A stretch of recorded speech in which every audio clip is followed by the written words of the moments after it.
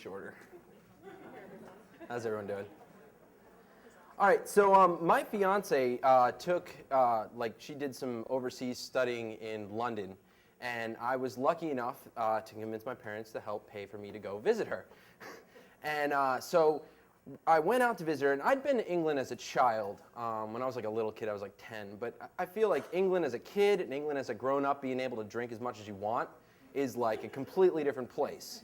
So we get to England. I get to fly into England. It's like a 13-hour flight. It's awesome. She's waiting for me at the airport. We go. We stay at her. I was staying in her dorm, which allowed me to save a lot of money.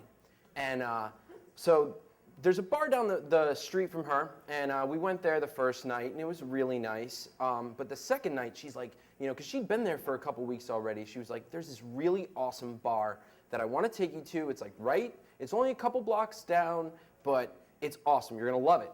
And I'm like, sure. But I was like, I'm like here trying to impress. It's like her and all her girlfriends and stuff. So I'm like, no, let's get a rickshaw. Because they have these like rickshaws in London, where like the guy runs you around. So we like flag down the rickshaw guy, and it's like me and her and two of her friends. And she tells him the name of the bar. We're sitting in the front. She tells him the name of the bar that she wants to go to. And the guy's like, okay. And so we're off. And we're going and we're going and we're going and we're going. And it's like 5 minutes now, 10 minutes now, and we're like, where is this guy taking us? I thought this thing was like right down the way. And like eventually one of the girls in the back's like, I think he's just going in circles. I don't think he knows where we're going.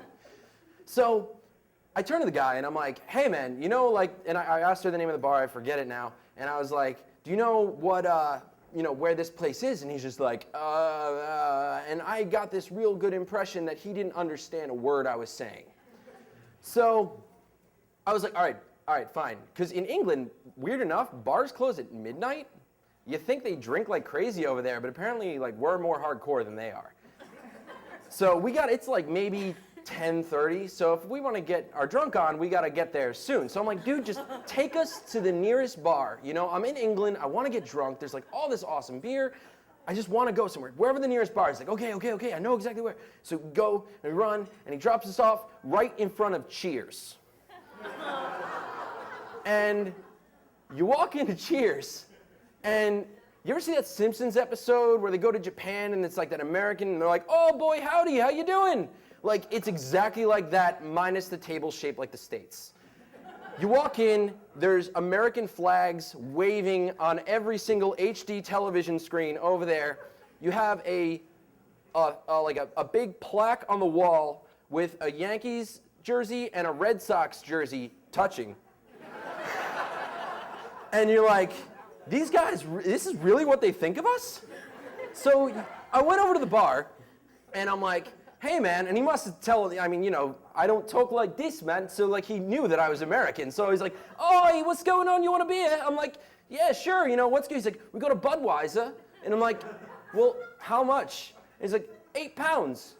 That's $16 for a Budweiser in England, okay?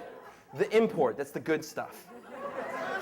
So I was like, nah, man, give me some of that crappy local stuff. I don't even know what it's called, but I'm sure it's better than that, So, I feel really bad. We go back to her dorm, and, the rest of the week was fun, but I'll never forget my first experience going out and drinking in London at an American bar. It was awesome.